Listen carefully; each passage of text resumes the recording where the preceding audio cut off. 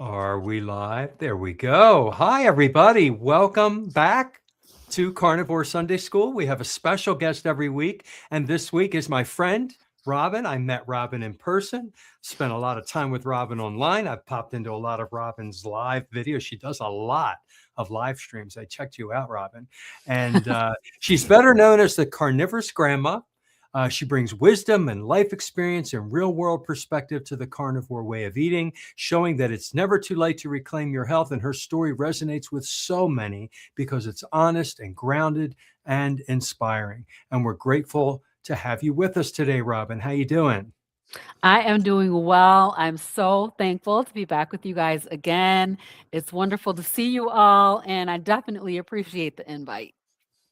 We're glad to have you here. So, what we do here at Carnivore Sunday School, at the beginning and kind of at the end, we do a little intro and closure. So, very briefly, we'll do clockwise and end with Carnivorous Grandma, and just tell us who you are, where you're from, what's the temperature where you are right now, because here in the United States, most of the country, it's pretty bad, and and So, just briefly, how you came to carnivore. So I'll start. I'm the carnivore teacher alpha. I put out a YouTube video every day. I go live on Sundays. I'm doing Monday nights as well by myself. And this is January, so I'm 3 full years carnivore.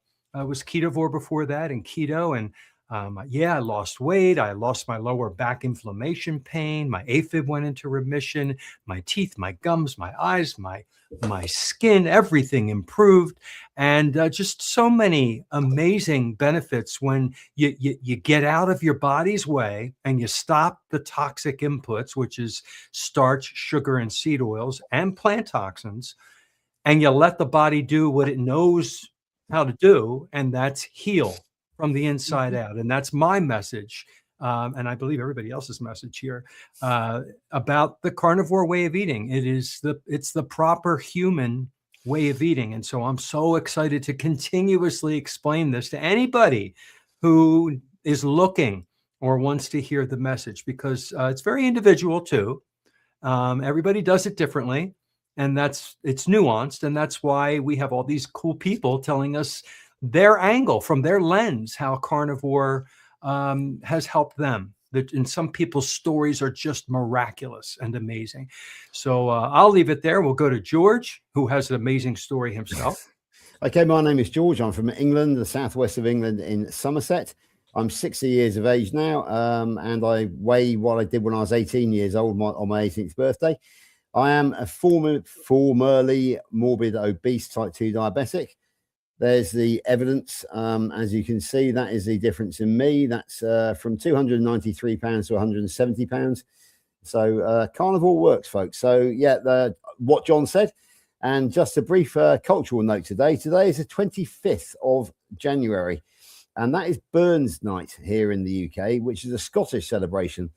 Now, my father was half Scottish and he took it very seriously, so we always celebrated the Burns Night. I'm currently doing the Lion Diet for January. However, today I came off because cultural sensitivities demanded that I eat some haggis. Now, haggis is a Scottish dish, which is meat-based, but it does have some grains in it. However, cultural requirements overrode that. The other ingredients are pluck, and that is lungs and liver. This one had pork, lungs, lamb lung, and beef liver in it. So it was a very nice meat-based dish. And it was so if anybody wants to know more about the Burns Night celebrations, the Scottish culture, or about haggis, then just put a question in chat and we will be able to answer it for you. So that's me for this week, I think. So over to Stephanie.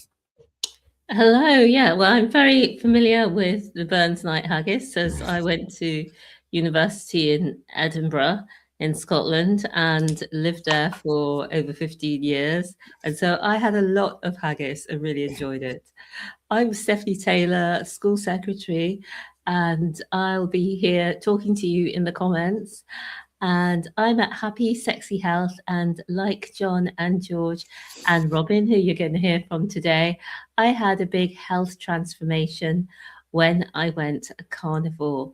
And it's really helped me in, managing my stage 4 cancer diagnosis over the years to stay happy, healthy, and vibrant. So over to you, Robin.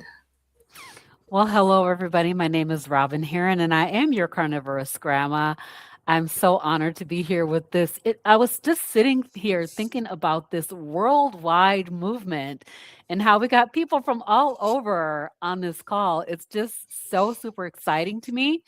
I started Carnivore in February 2020, February 22nd, 2023, so almost 3 years, and it has done a world of good for me. I'm sure that you guys are gonna have some questions for me, but I'm gonna just name a couple of things that it did.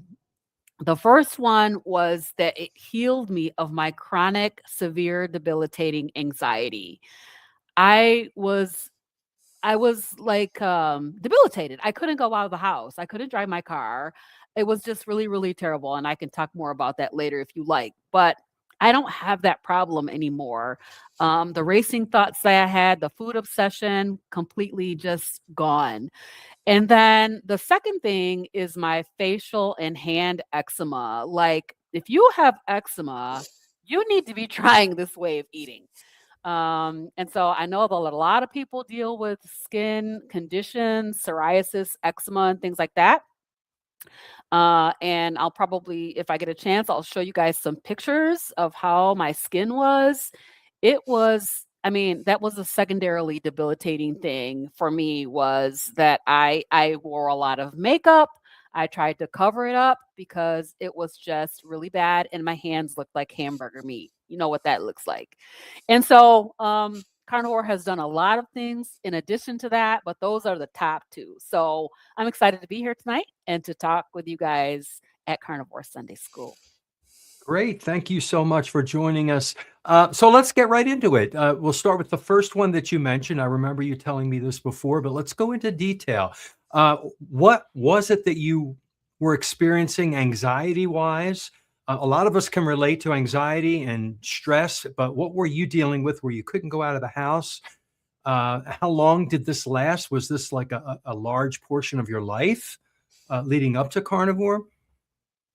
Yeah, so I have always, or was always, a very nervous and worried person. I always worried about everything. I would worry about everybody, everything. Even as a child, I was like a big worry wart, they would call it back then. And but what happened was, after COVID, being in the house for a couple of years, I found that I was having difficulty getting back out. I didn't want to go out and go to the store, which, like, grocery shopping used to be my jam. I would be going to the grocery store. And then I would get in my car and I would have to, like, turn around and go back home. So some of the things I was experiencing were, I was having severe fear of crossing over bridges, which I've always been kind of afraid of heights. And I still am afraid of heights, to be honest, but I would find myself slowing down before crossing over a bridge. Now, that could be really dangerous depending on who's behind you. You don't want to be slowing down and almost stopping to, like, prepare myself to cross the bridge. My heart would be in my throat. I would just be terrified to cross it. Even just regular overpasses you're driving through town, you got to go over an overpass. I got to cross an overpass to get to Costco. It's one of those little skinny ones, 2 lanes. And I would be basically stopping my car before crossing because I was so afraid to cross it. So that was really bad. I had just racing thoughts, always worried about everything. I would tell my family members, don't make my phone ring. Do not call me on the phone, because as soon as the phone rang, I would be like, something has happened. Somebody died. Something has occurred. Just text me. Let me know that you want to talk to me through a text. And then that's a little softer approach. So I was very worried. And then, like, there was another one that was so weird. I don't know if anybody else has ever experienced this, but you're driving on a sunny day through a tree-lined road.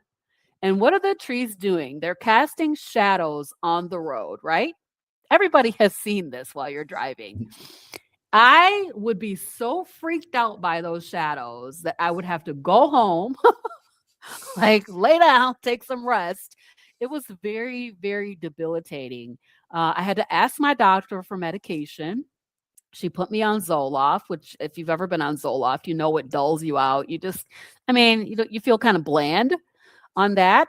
But after 1 year on carnivore, after 90 days on carnivore, I weaned myself off of that Zoloft because I was like, I wanted to see, is carnivore affecting this? I felt like it was getting better, and it actually was, and keeps getting progressively better over time.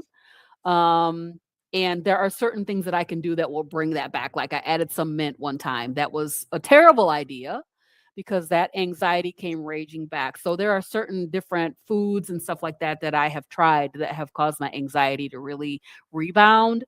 But typically, on a primarily meat based way of eating, I don't experience anxiety in the way that I did before.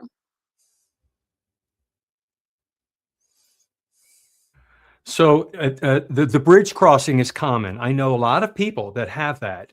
It's interesting. I wonder if they go, and people I know are not carnivores. So I'm curious how this works. What do you think carnivore did to your brain that Zoloft could not do? Well, I mean, I'm sure there's lots of things that we can talk about from a metabolic health perspective that would impact brain health. I recommend the book Change Your Diet, Change Your Mind by Dr. Georgia Ede, where she really talks in depth about what carnivore does for the brain. But for me, I will say that carnivore soothed my brain. It allowed my brain to heal from this high level of anxiety. I don't know the chemical reactions and all of that stuff. All I know is at 90 days carnivore, I felt what they call the carnivore zen, which is this generalized sense of well-being all over. Like your body feels good, your brain feels healthy. I was calmer. I didn't have these racing thoughts. All of a sudden, the thing that I used to do with my mom, we had this thing where we talked about food all the time. We would always talk about what we ate and take a picture of it, show everybody. All of a sudden, I realized, wait a minute, I don't care about this anymore. I don't want to talk about this anymore. And so my food obsessions and all of this worry, I realized I was on a live stream. I think I was with Carrie Mann on a live stream. And my phone rang and I sent it to voicemail. This is about 90 days after I went carnivore. And I thought, wow, I was able to, I didn't even think about it, just send it to voicemail. My husband always asked me, do you have to answer the phone every time it rings? And I'd be like, yes, something has happened.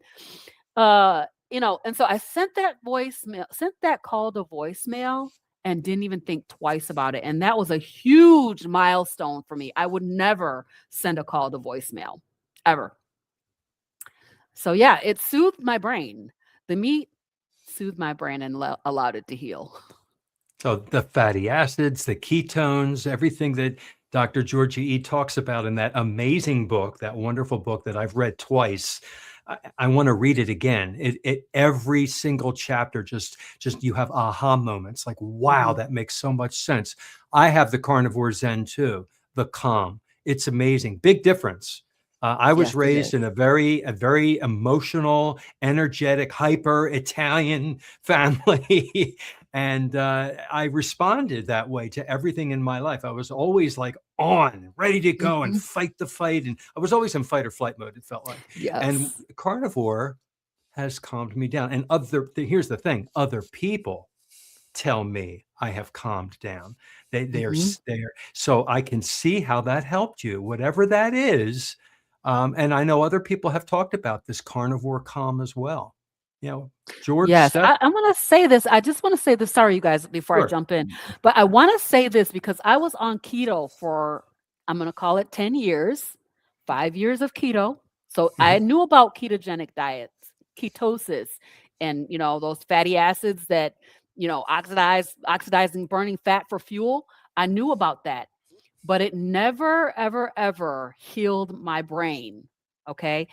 When I went carnivore, that's what healed my brain.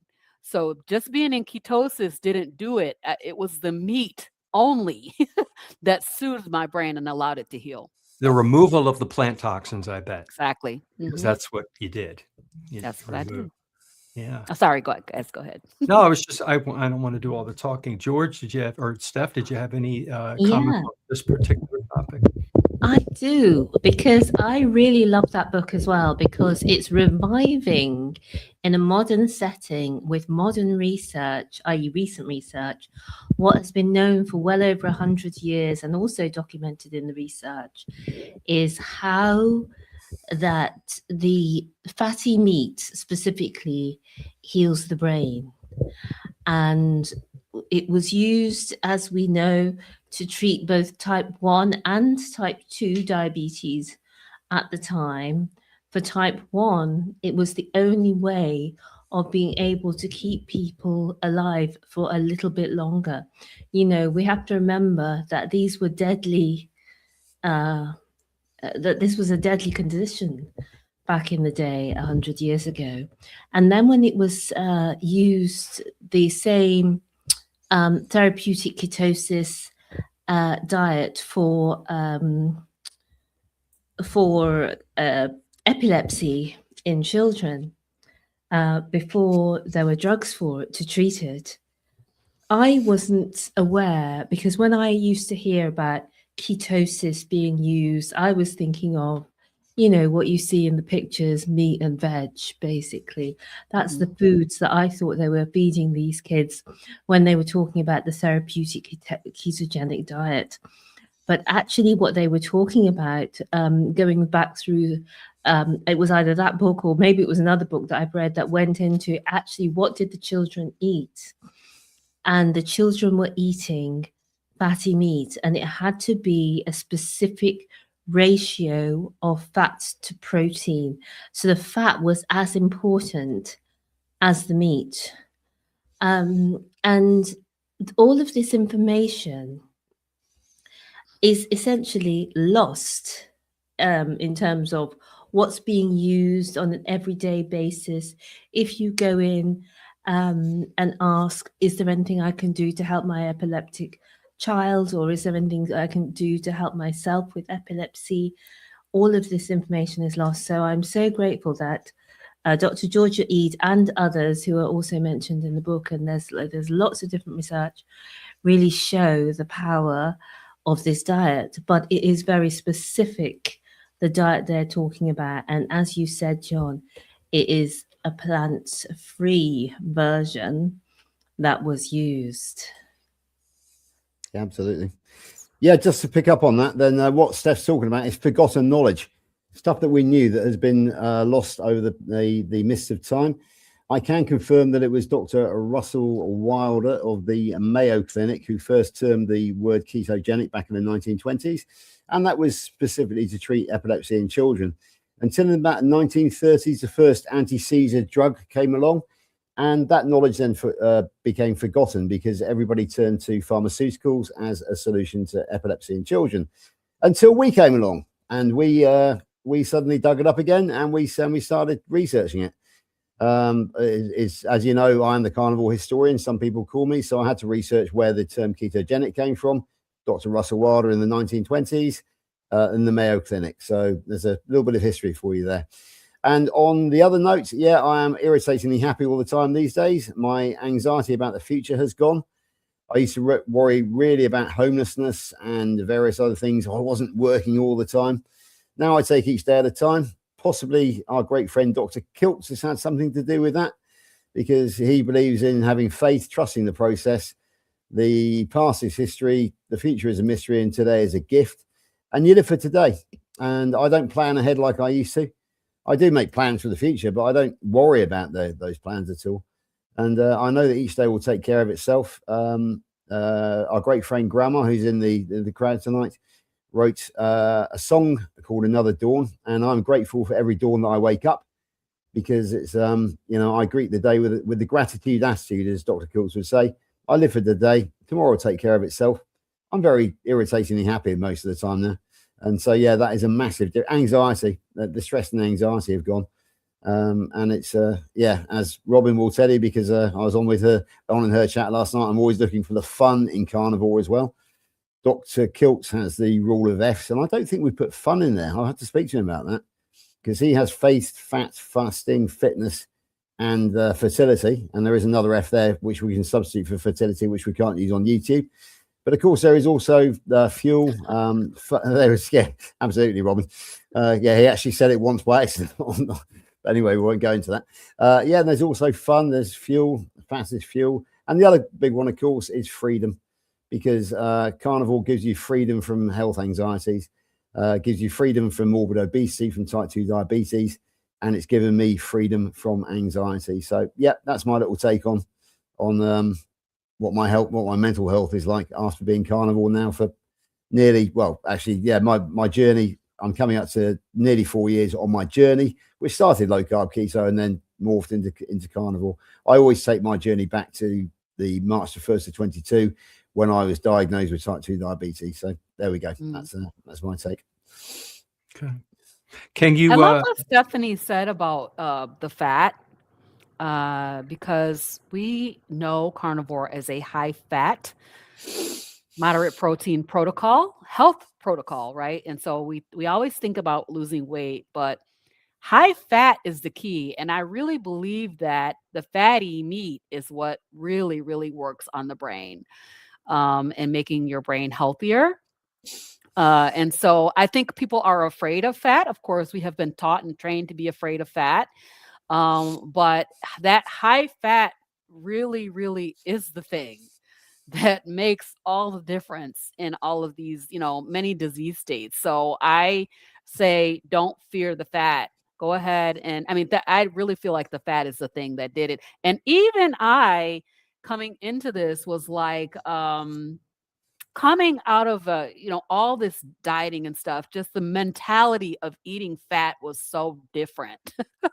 So different. And so we need to really frame the conversation, because there's lots of talk around about how to eat a carnivore way of eating, but fat is definitely, you need to have the fat. You need the fatty meat. It's true. And we have so been brainwashed repeatedly to fear the fat. There was that whole low fat 1980s. Everything was low fat, and they replaced it with sugar and seed oils too. So not only were we maybe getting fat, we were getting this oxidized fat from plants that was just terrible. So this totally flips everything on its head, and we're nourishing our neurons, our axons, our myelin sheaths, our bile, our vitamin D. I mean, all the things that cholesterol and fat do that we were afraid of. So I think you hit the nail right there on the head, Robin. Let's go to your eczema now.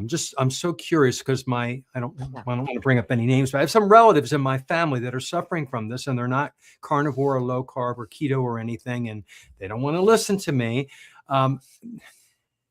Tell us, you said yours was pretty bad. And do you mind if I share a picture? Yeah, would love to see it. And then how long did it take for it to disappear? You have that on your screen? It's a great question. It did take time. Takes time, right? All right. Yes. So here's my pictures, you guys. All right.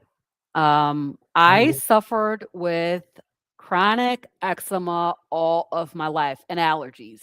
Oh, and gosh. so this look that I had, it was 2 black eyes, and then I had this darkness around. It would break out in various places, like on my ears and on my neck.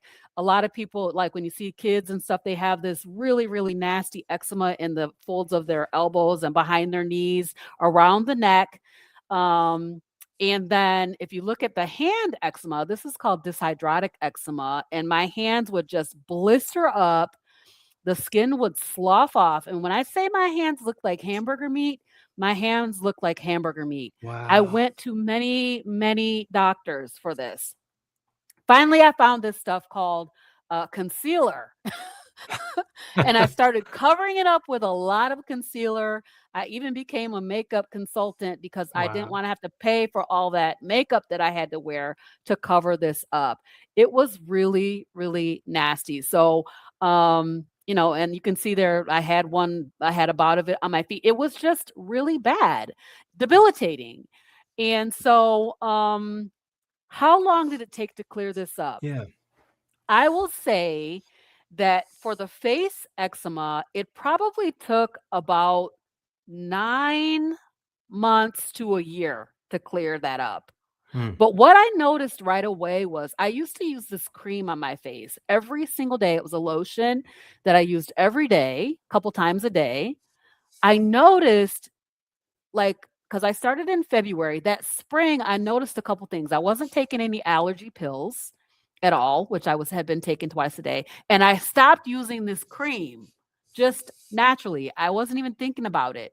So where I was having this itching and all of this stuff going on the face, I just stopped using the cream.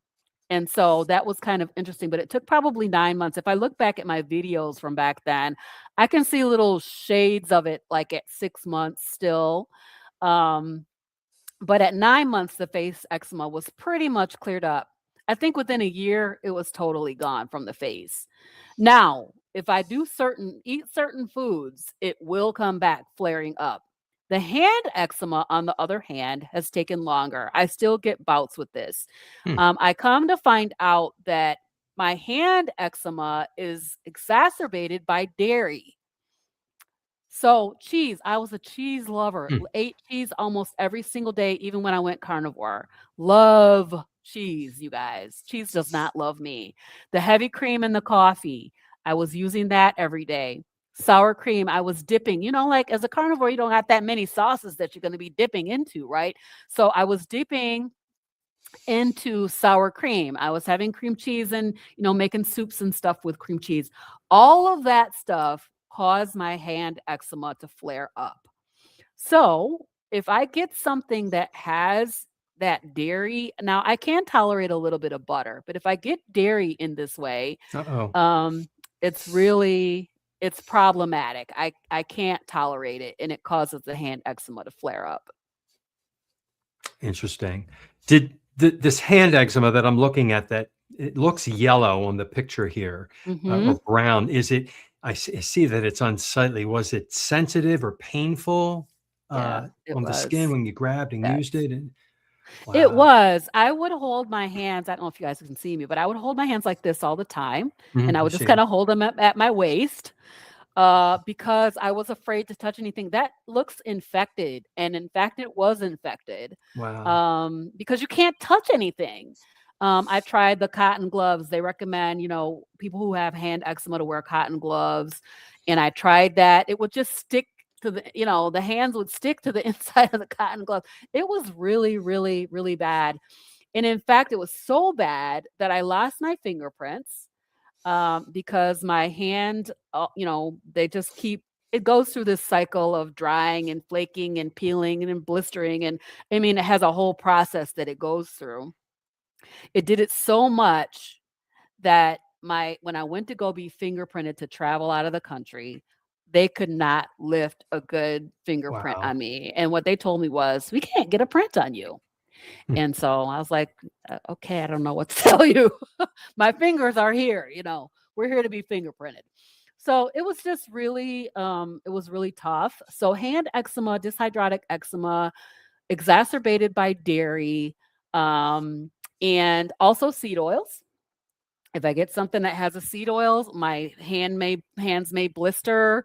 I'll get some cracking, but I try to stay away from seed oils, and I definitely am not utilizing any dairy anymore. So go ahead. That's a good time because actually we have had a question about it as well. So I thought actually this would be good to have right here. And I can say as well that I know about the weeping, and actually mine used to, I don't know if you call it pus, it was like clear. It used to weep like Yes. liquid, Yep. clear liquid would come out of it. Mm-hmm. And so it's always evolving and changing, and everything about it is sore. If you scratch it, it's sore. If you don't scratch it, you want to scratch it. It's just awful. But Terry B312 says, Robin, I was at Costco the other day, and an African American cashier mentioned her dry skin on her hands. Has Carnivore helped you with dry hands along with the eczema? So I would say that eczema is very moist. It's wet. It's damp. It goes through phases of drying, but as Stephanie was saying, it goes through these weepy phases where it's very wet.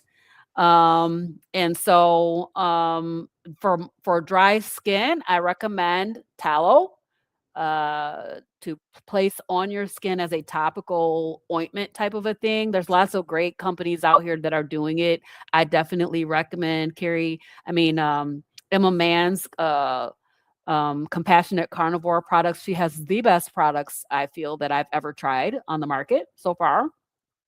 But tallow is really good. You can render your own tallow. You can make it yourself at your house and just put that on your skin, and it's really, really moisturizing. So I would say that Carnivore, as far as my dry skin is concerned, I don't typically usually have very much dry skin. I always was like a person who never really used lotion that much. And if you're an African American person, we don't go out the house without putting some lotion on because we don't want to be ashy. But I never really had that problem so much. But when I do get dry, I use tallow for that reason. Thanks for that. We've got another question. So I'll just do a quick one first because I can quickly answer that. But the Fuzzy Bugle wanted to know the book that we were talking about. I typed the answer in the chat, but let's answer that again. There it is. Change your diet, change your mind. Yeah. And John's put that in the chat. Change your diet, change your mind, by Dr. Georgia Eade. So that'll be in the chat as well, if it's not still on the screen. And a new question that we've had also from Fuzzy Booger is, I enjoy meat, eggs, and seafood, but I have to cook everything well done. Is it still nutritional value if it's well done? What say you, Robin? I think certainly it has nutritional value. I feel like most carnivores lean towards cooking things less than more. But certainly if you're talking about beef, then, yes, I would think that we still have nutritional value for sure. But you'll probably want to kind of lean toward cooking it a little bit less, particularly your red meat, your beef. And look, I know that I grew up eating everything cooked till it was dead. Like dead food, right? We fried those pork chops until they were hard and crispy, and it was like, ew, I hate pork chops. Well, come to find out, we were overcooking everything. You cook liver. My mom used to cook liver. She would fry that stuff to death, literally, and it was just overcooked. So from a palatability perspective, cooking things a little bit less is going to make it more flavorful, more delicious, and I also believe that it will have a better nutrition profile if you're not cooking it to death. Yeah, there is vitamin C in muscle meat. There are B vitamins that, because they're water soluble, because they're very heat sensitive, they are completely destroyed when you cook meat. So I know that George is a fan of rare or raw meat, and so is Dr. Kiltz. I've been doing that lately. I've been making the inside of my ruminant meat only now raw. So when you slice it, it looks like sashimi. The outside I do cook, and that takes care of any bacteria that might be on the outside. You never know. But only with ruminant meat. Pork, the recommendation is to cook it so the internal temperature is like about 160, 155. And that's because pork and poultry, it's different. You need to cook that. That's also my suggestion too. But with ruminant meat, it is healthier if you don't kill it, like you said. Yeah, I was raised, my mother was afraid that we were going to get sick, so everything was well done, just like you said. George, tell us about how you eat your steaks. Yeah, first thing I will say is everything which Coach Juliet said. Yes, you might lose a few nutrients if you overcook it, but it's better to eat overcooked meat than what it is to eat the standard American diet. So that's a good start point. Yeah, I've been eating raw now since June of 2025, I think. No, yeah, June of 2024. So over 18 months.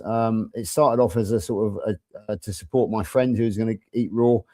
I started off on 2 steaks a week, loved it so much that I now eat Monday to Friday. I eat completely raw at work. And at the weekend, Lainey does love cooking. So, for example, I had a very rare ribeye yesterday. We had haggis today, which is a bit of a different thing. But if Lainey's cooking for me, she knows it's what would Dr. Kiltz would call black and blue, seared on the outside, rare in the middle. And I'm actually one of the very lucky guys in the world to have had actually Dr. Kiltz cook a steak for me at a meetup, and he did it black and blue. So yeah, it was very. I've got a picture of it somewhere. It's really rare in the middle. Now, one of the reasons I eat rare is because I do not have a cooker at work. I don't have access to a stove. So get it out of the packet, stick it on the plate, cover it in salt, and away you go. It's as simple as that, really. And I think that my gut health has improved notably since going raw. Because interesting enough, what I will say is that I don't eat ground beef raw. Robin, did we have this conversation? No, I can't remember who I had a conversation with last night. But I don't eat ground beef. I think it might have been Carnivore Jerry. But what Lainey does is cook it off for me in the air fryer. She then refrigerates it, or we have the very fatty ground beef or minced beef, and of course all the fat goes white and solidifies. Now I don't reheat that. What I do is I eat it cold, and I eat the fat solid in its solid form. It has been rendered, but then goes solid again. And I find that if I eat minced beef or ground beef hot with the rendered fat, then it does give me the number 7 on the Bristol stick scale, the loose stools. Whereas I find that the Bristol scale is real, folks. Do look it up. And yeah, basically we won't put the pictures up here, though. No, we won't put the pictures up, no. We will leave that to Zoe Harkin, PhD. Yeah. She always loves putting those up. Anyway, that's where I learned it from, actually, from Zoe Harkin. Okay. Yeah. Anyway, so yeah, I eat the solid white fat. I find it more tasty than the rendered fat, anyway. So yeah, I eat nearly everything cold now during the week. Nearly everything cold. Yeah, I mean, Lainey cooked off some beef bacon yesterday, so I had some of that hot straight out of the air fryer. But that will go in the fridge now, and I will eat it cold. And also, she did it for the first time last week, and we ended up with tallow bars because it was swimming in its own tallow. When we took all the bacon out, there was a slab of tallow at the bottom, which became a tallow bar, which I ate like a chocolate bar. And it's the first time I had it. But I will definitely be looking for that again. No question. Yeah, so that's your answer. I mostly raw, nearly all cold. And I'm not one of these zealots who says you can only eat raw. It's just it's convenient for me more than anything else. And I feel very, very healthy because of it. Yeah. And I have not got there with the raw meat. But I can resonate with Fuzzy Booger saying that he likes everything well cooked, because growing up we had everything really well cooked. Could not understand how people are going around with blood coming out of their steak. What is wrong with people? Anyway, when I was in my early 20s, I was on a master's program, and at the time it was when NATO was still in Brussels and the European Parliament and everything was still there. And we went to, as part of the course I was on, we went to Brussels, and what a fantastic city. We had, during the days, we had these amazing lectures, and we had plenty of time to visit galleries. But what I really loved is that they had, as well as what felt like 1 million little art galleries, they had 1 million little restaurants. And they're all tiny, like somebody's front room. And I'm talking about a UK front room, which is not all that big in the typical house. But these were very, very small. Some of them would have only had, 6 or 12 tables. And the food was out of this world. So every day we'd get up and we'd have breakfast. And then we'd say, oh, today we've had so much, we're only going to have dinner. And then we'd have lunch. We'd end up having lunch. And then we'd say, okay, we're only going to have lunch. We're not going to have... And we had 3 meals a day every day. And we went out to these fabulous places. And so I went out for the first time and had a steak that I had asked for. So it wasn't the first time I'd had a steak, but at this time, when I was in my 20s, this is early 20s, this is 30 years ago, the UK wasn't as sophisticated as Europe when it came to steak. And so when you asked for a medium steak here, it was actually well done. Mm. So I asked for a medium steak in Brussels, and I could not get enough of this steak. It was beautifully cooked on the outside. It was all brown. It was caramelized. It had this amazing béarnaise sauce. I'd never had béarnaise sauce before in my life. I was making so much noise. Going, oh, goodness. I could not get over myself. I was salivating so much. In fact, just talking about it takes me back to this time. The food was so good, and this was just a random little tiny restaurant. Anyway, as I proceeded with this thing, the steak, which was quite a big piece, as I went closer to the middle, it was going pink, and then in the middle it was blood. Oh my gosh. And then I thought, this is what people are talking about. This is what the crazy people have been doing all along. They've been eating the meat. It's so flavorful. It's so tender, but everything was so good. And so that's what I'm saying to you, Fuzzy Booger. If you try something just cooked a bit less, or sample other people's when you go out, you may find that you actually really enjoy it. Not necessarily cooked medium rare, but maybe medium instead of well done. And then maybe you progress a little bit, like I did, from extreme well doneness to now. Mostly I have, depending where I am, I'll order rare or medium rare. And recently at home, I just had this urge to eat. I got my beef from a farm, so it was a better quality beef, an organic farm. Sorry, beef liver. I got my beef liver from an organic farm, not from the supermarket. And one day I just had this urge. I'm just going to have the liver raw. And honestly, it tasted so good. So I think these things can come upon you sometimes when you think, I would never eat something rare, or I would never eat something raw. Sometimes you're just going along with your carnivore life and the urge compels you, or a flavor you weren't expecting captivates you. So that's my thoughts on raw. Mm. Good experiences, good stories, and people are chatting and talking to themselves about how they eat their food. And I would never try this and try that, and it is very individual. It's taste, it's what you like, but it's also fear mongering from our childhood and breaking through that. When I had my first medium rare steak in my life, I was in college. I was at a cookout, and somebody they were making steaks, and I wouldn't have had it that way. But I cut it, and it was the greatest steak I've ever had in my life, because all the steaks before that were all well done. So unless you try it, just break through your psyche and try something that people say is okay, but you have a phobia about, you may surprise yourself. Absolutely. Yeah. So I have another question for you, Robin, while we're here. I like to ask this of everybody on every single interview, because we're carnivores. What do you eat on a daily basis? Can you tell us what your food is like? Because people want to know, okay, you're carnivore, you eat meat. What else? What all do you eat? What kind of meat? How much do you eat a day? Yeah, so I typically eat 1 or 2 times a day. I love to have a steak almost every day. Lately, we've been getting some really good deals on ribeye.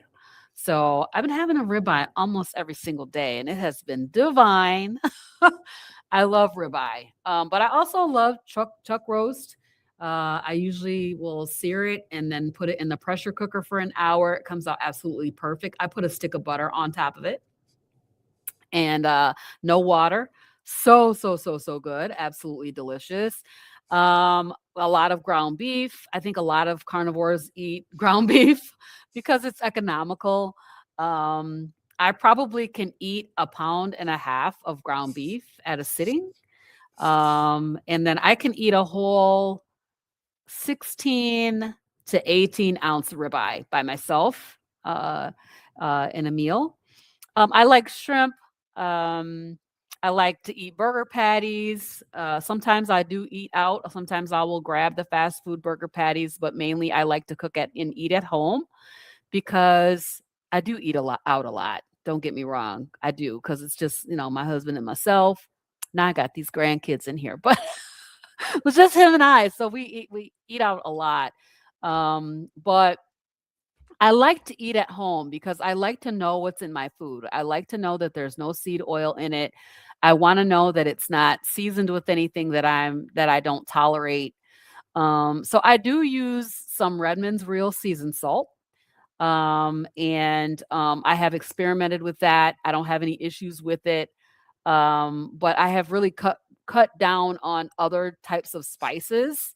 I used to use a lot of garlic powder when I first started. I use onion powder. I don't really use any of that stuff anymore. It's just mainly salt. I do have coffee. So coffee is not technically carnivore, but a lot of carnivores do drink coffee. And so I do have coffee. And pretty much I promised myself that I was going to have a steak pretty much every day during World Carnivore Month. So that's what I've been trying to do. Pretty much that's what I eat. Any eggs? Very little eggs. So I think I have a little bit of, I think it's a histamine issue. Okay. So when I get, and you guys know Linda Volke, when my histamine bucket gets full, the egg whites cause me a problem with histamine. So I can have it maybe once a week or once every other week. I can have whole eggs. Otherwise, I can do like fried egg yolks or something like that. Take the white part out. But yes, I eat a little bit of eggs, but not as much as I used to. I used to eat eggs almost every single day. And I kind of got burned out on eggs. Like I got a Right. little bit of an aversion from it for eating them every day for a long time. I'm still waiting to see if there's such a thing as a ribeye aversion for me. People are like, "Oh, I couldn't imagine eating another steak today." Yeah. I just can't even imagine how that feels because I could eat a ribeye every day. Why is it that we don't get tired of an amazing steak? Yeah. I mean, a lot of people ask that question. Aren't you sick of eating steak every day? And I don't. No. It's so amazing when I have it. When I'm hungry, when you're hungry, Mhm. true hunger, not cravings, it tastes amazing. It really does. I never have gotten tired of having a steak. And my husband, who is sort of keto, I would call him, Mhm. he's like, I'm like, "You want a steak today?" He's like, "No." I'm like, "What?" I don't understand that. No steak today? Yeah. So, these guys get tired of steak. They're like, "Oh, I don't think I can eat a steak today." I'm like, "Well, I can." So here I go, either in my cast iron or in the air fryer. I'm having Mhm. a steak. It's Wonderful. satiating. It makes me feel good. It soothes my brain. It makes me feel calm and satisfied. I sometimes will eat bacon. Oh, I forgot to mention bacon. I eat a lot Okay. of bacon, Do pork you? belly I enjoy as well. Mhm. So yeah, I mean, I pretty much eat all the meats, but I limit things like chicken and pork because they have, you know, they're not ruminant animals, I'll say. And so they are closer to their, because they don't have that stomach where they can process out all of everything that they ate. Some of the things that they eat sometimes will cause you a little bit of an issue. So I don't eat them as much, but I still do eat them every now and then. But no plants. No plants. So I really have had issues every time I've tried to incorporate a plant. Like I tried broccoli. Mhm. Since I've been carnivore, I've tried to bring that back in. I thought I would bring things back in. I'm going to do this for 90 days, is what I thought. And then I will start to reincorporate some things. come to find out, the plants really were trying to kill me. It was the plants and the dairy that were my problem. So, if I told you about the mint, I had thought I was going to just be fancy and have some mint in my water, sparkling water with a little bit of crushed fresh mint. So refreshing and delicious. I did that for 3 days on a cruise, and my anxiety was up here. I couldn't function. We went to the mall after we got off of our cruise, my husband and I, upstairs in the mall. And we're up there, and I'm looking at, how in the malls they have those glass walls and you can see all the way down. I'm looking at that and cannot move my feet forward. I cannot force myself to walk one foot in front of the other. My anxiety was so high, and I'm holding on to my husband. He's like, "What's wrong with you?" I'm like, I can't move. We have to get down. We're going to have to go down. And that was just from 3 days of having a tiny bit of mint crushed in water.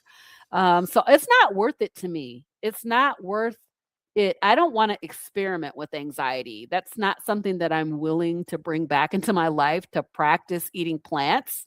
And so I just, at this point, I know that I could probably eat cabbage. And I had a little bit of, what is that stuff called? The thing that they make with cabbage, the fermented cabbage. I had a little bit of that when I had to take an antibiotic. Yeah, sauerkraut. I had a little bit of that. No issues, but I'm not really, I don't want to bring them back, because I feel like if I get to a certain upper limit, what's going to happen with my anxiety? I'm not willing to go back to that. Oh, I can't hear you, John. You're on mute.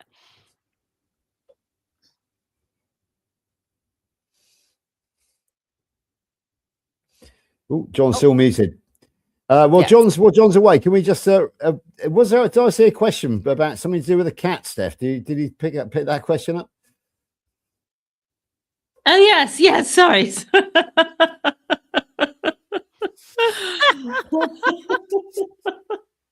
Great question. So lively. Why is everybody talking about Kalamazoo? Y'all want me to answer this one? Yeah. Well, there's a song, isn't there? The Dedder and the Deeder, and a dog called Jake, and the cat called Kalamazoo. So why is everybody talking about the cat called Kalamazoo all of a sudden? Robin, can you answer that? So I am hosting a meetup in Kalamazoo. This is the second annual. It's called Impact Meetup and Eat Up with Carnivorous Grandma and Friends. Here in Kalamazoo, the date is September 5th, 2026. And we're going to have lots of great people here in Kalamazoo. I'm so excited to see you guys all here. We're going to have, what it is a day, it's like a metabolic health symposium where we have some, practitioners in to talk about the science and talk about what's going on in the world around metabolic health. And then also we have something like, Carrie Mann and those guys, they call it inspiring carnivore stories. People come in and talk about what amazing things have happened in their life. We have a sponsorships. We bring in some great food. We have an after party where we're going to dance and have a good time. It's going to be so much fun. It's Labor Day weekend in Kalamazoo, Michigan, and I am your host, Carnivorous Grandma. Oh, that's great news, Grandma. Has anybody said they're going yet? Have you had any much interest at all? We have had a little bit of interest. I know that we've got George and Laney coming from the UK for sure. I heard that Lynn DeVoke's come, Carrie Mann, Dr. Kills, Stephanie's coming. Yes. Oh my gosh, it's going to be absolute. John, don't be the odd man out. When is this? September 5th. September 5th. Kalamazoo, Labor Day weekend. Oh, yes. Check it out. Yeah, it's really going to be fun. It's going to be And I can also tell you that from our audience tonight, we are going to be seeing Barbara Grammer, who is the Carnivore songstress there. Coach Juliet's coming, and so is rocking coach Amy. Kerry's going to be there. Dr. Kiltz is going to be there. Dr. Nelson's going to be there. Basically, it's a who's who of Carnivore is turning up to Impact this year. So I'm going to tell y'all that George knows more about who's coming than I do. Yes, he does. He just told me that I've been like, Dr. Nelson, are you coming? I need to know. So he told I'm excited to hear that he's coming. You have to remember, Robin, that's my job within the Carnivore community. I am the liaison between everybody, basically. I said, well, no, because I'm not so much involved with the PhD or Rivero, but Healing Humanity and Kerry, I'm his ambassador, and Dr. Kiltz calls me his troublemaker, which I think is a real accolade for a man who's just got a YouTube. He's in YouTube jail for being a troublemaker. It takes one to know one. So I think if Dr. Kiltz calls me a troublemaker, I'm going to take that as a compliment. So there we go. Absolutely. It's going to be so much fun, you guys. I hope to see you there. I know that this team has the links. It's probably going to be down in the show notes. So yes, come to Kalamazoo for Impact. All right. Now's a great time to get your tickets too, because it's early bird pricing. Okay, so in the show notes of my YouTube, anybody who's watching this live or on the replay, we're going to have all of Robin's links. And if I don't have the links to this, you got it. It'll be in there. We'll put it in there for sure. I've got it as well. So. You have it too. Okay. Yeah. All right. We're at 5 minutes. So what we do is we go around and we tell people where they can find, where we can find each other. And we'll end with me. So we'll start with Carnivorous Grandma. Tell us, it's in the links, but you're on Facebook, you're on Instagram. Tell us everywhere we can find you and learn more about you. All right. So, of course, I'm on YouTube, TikTok, Instagram, Facebook, Carnivorous Grandma everywhere, but it is Carnivorous Grama. So I know we got a grandma out here. I think I saw a grandma out there. So, but yeah, Grama, because that's what my grandkids call me. And then, of course, I have a website. It's carnivorousgrandma.com. And, you know, you can go there and find out all about my coaching. I'm doing a coaching practice. And so my goal and objective is to certainly help people, because when I started, I was by myself and I was very lonely in the carnivore space. And I didn't know what I was doing. So my job or my goal is to help people to understand, to work them, help them, walk them through the process. And so you can find all that information on my website. Wonderful. All right, George, tell us. Yeah, okay. So I do have a channel called Good Enough for You. It's very basic. However, I'm using it as a weekly news platform on Saturdays to tell you what's been going on in my life, and especially to flag up anything which is happening, such as meetups around the world. I am the officially the UK ambassador to Healing Humanity because Kerry asked me to do that for him. My role within the carnivore community is much less being a YouTube creator or a scientist, much more I'm a people person. I like to put people together. I like to arrange interviews. I pull the strings. Barbara, Grandma's Crochet Corner, knows me, the man from across the pond. Over here, I'm known as the puppet master because I pull the strings behind the scenes. So that's me, really. I'm a nosy type. If you've got any news for me, come and find me either on my channel or Facebook. Let me know what you want broadcast, and I will make sure the entire carnivore world gets to know about it. Because if I don't know somebody in the carnivore world, then I know somebody who does. So that's my role, really. I'm the people person, not the scientist. I'm a bit of a technophobe. So on that note, over to somebody who is not a technophobe, but who has very kindly trained me a bit in my technology over the years, and that's the wonderful Stephanie. Hello, yes, I'm Stephanie. It's been so good talking to you all in the comments today. It's such a great community. I can't wait to meet you all in Kalamazoo and at any other meetups along the way. So I have been doing the Carnivore Sunday School secretary role since June last year, and it has been so much fun. I've loved, obviously, being here with George and John and all of you every week in the comments. But this year, I'm going to be doing a few different things. So I'll be standing down from my secretary role, at least for a little while. In the next, tomorrow, I'm starting a 21-day water fast. This is something I haven't done before. It's really recommended for cancer. And it's something that I thought, I'm not sure that I would be able to do that. But it's like the rare steak.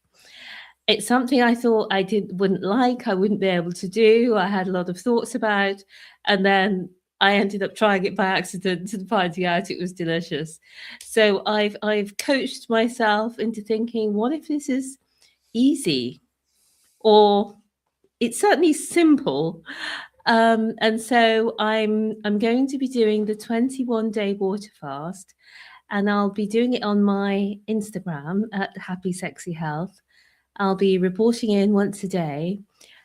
So I'd love you to join me there for that journey and help me keep going, hopefully for the 21 days. And hopefully it does make a difference as well.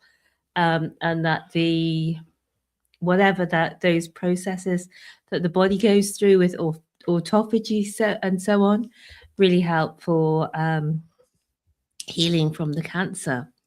The other exciting thing is that I've just taken delivery of something that's very new in the UK, and you might already have it in America, but it's called a continuous ketones monitor. And we have continuous glucose monitors. Many of you will have heard of that or tried them yourself. But new in the UK at the moment is continuous ketones monitor. So I'm going to wear a continuous glucose monitor and a continuous ketones monitor as I do my 21-day water fast. And I'll be reporting in everything each day on the Instagram, as I say. So hopefully see you there, and keep in touch at Happy Sexy Health. And of course, do keep watching here, and I will also be watching you here at Carnivore Sunday School every week. So thanks to George and to John for being fabulous co-hosts. Thanks for Robin for being here today and being an amazing host. And I can't wait to see you in person for the first time ever in Kalamazoo. So over to you, John. Thank you. George and Steph, I left you a private message. I want you to go in there and read that while I do my closing. Thank you so much, Robin, for joining us. It's been wonderful. Loved meeting you in person. Hopefully I get to see you. Maybe I'll come over in September. I'll check it out because everybody's going to be there. And, you know, I love being where everybody is. Missed you at Hack Your Health, but I ran into your friend, as you saw. And you know, one of the pillars that George often talks about is community. And it is as important as eating the meat itself. It really is. And so getting together and supporting one another and encouraging one another, I'm a fan. And I promote that as well. I'm a Carnivore Teacher Alpha. I'm on YouTube every day. I put out a lesson. I'm here on Sunday School. I'm on Monday night if you'd like to join as well. And please just check everybody out here on the screen. If you're watching for the first time or on the replay, and be part of the community, because that is so vital and so important. And it's a wonderful community. We encourage one another. We give to one another. I feel the love with this community, everybody. And there's so many cool people that you get to meet. So if you're new, welcome and join us. So with that, I'm going to end our Carnivore Sunday School. Thank you, everyone, for coming. We'll be back next Sunday with another special guest. Take care. Bye, everybody.